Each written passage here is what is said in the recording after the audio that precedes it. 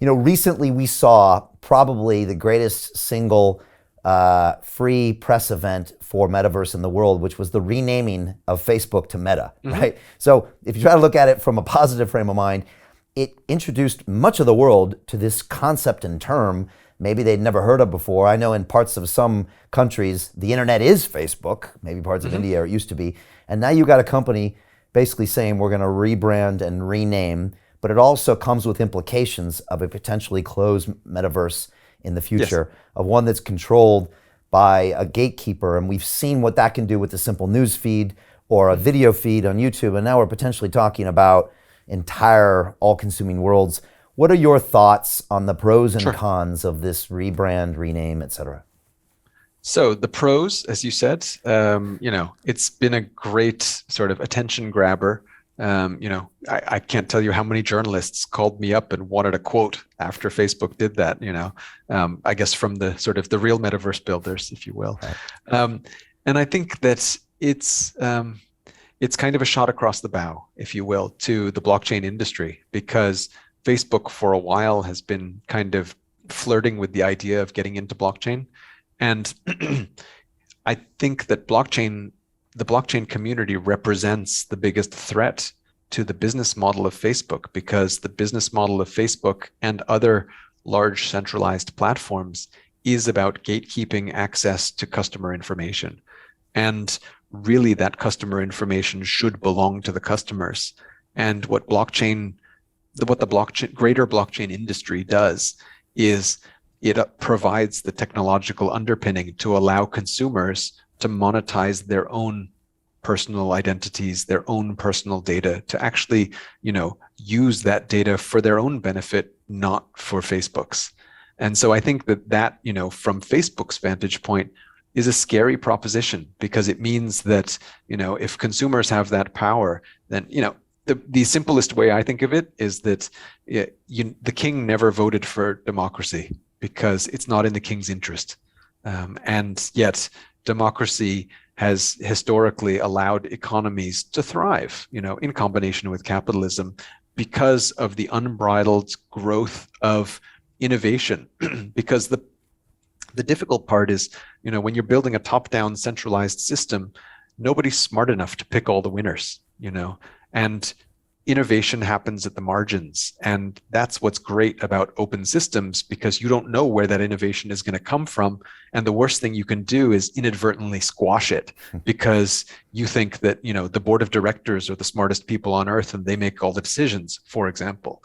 So I think that's what's great about these open systems. As I said, you look at where Axie Infinity is today, and it's largely the result of lots of smart people continuously innovating in the face of adversity, in the face of, the crypto winter, where they almost, famously, you can talk to Alex, the CEO, who's gone on the record saying they almost completely went out of business in 2018 because they ran out of cash.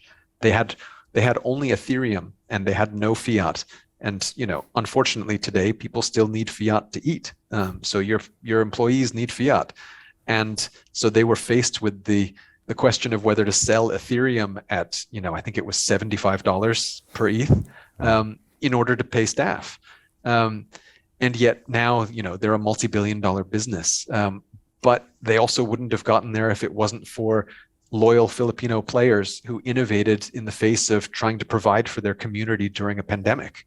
So it's all about this innovation. And if anybody had said, what the venture capital industry needs is to spend lots of money supporting Vietnamese entrepreneurs who can then empower players in low-wage Philippines, that would be an absurd VC pitch. Nobody would back that. And yet here we are. And that's the beauty of open systems. Yeah, innovation happens in the margins. I love that. And if I look at the 1,000 guests I've had on London Real, it was the ones way on the margins that ended up becoming probably the most famous and the most watched. And I'll be honest, Robby, I could have never predicted that some of these people became so popular, so famous, so adopted, because they had this unique IP that if it was Channel 4 or, in ABC News, they would have said no. Even I was like, this person seems a little pretty real wacky here, but let's going to give them 2 hours and let's see what happens. And they end up becoming these incredible voices and influence me a lot. But like you said, if it had been a typical gatekeeper type pitch, it would have been squashed.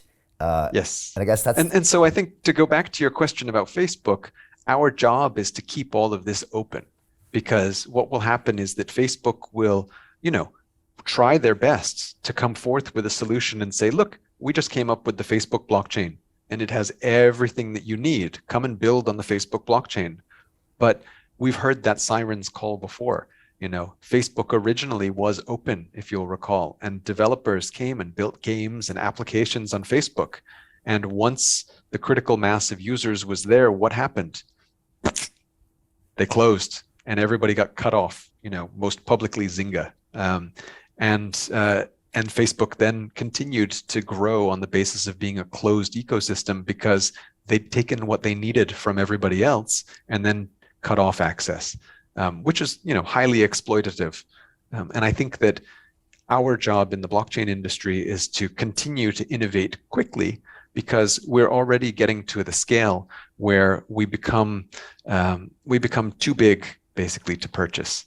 So it's theoretically possible for somebody to buy enough Ethereum or enough Bitcoin to control the network. Theoretically possible. But the reality is there's no company or individual in the world who could afford to do that anymore, because it's just gotten too big. So even if Facebook wanted to control Ethereum, they don't have the balance sheet to do so. And so if we can keep innovating in the blockchain industry, we can actually become, as a community, much bigger than these behemoth companies and survive the onslaught, if you will.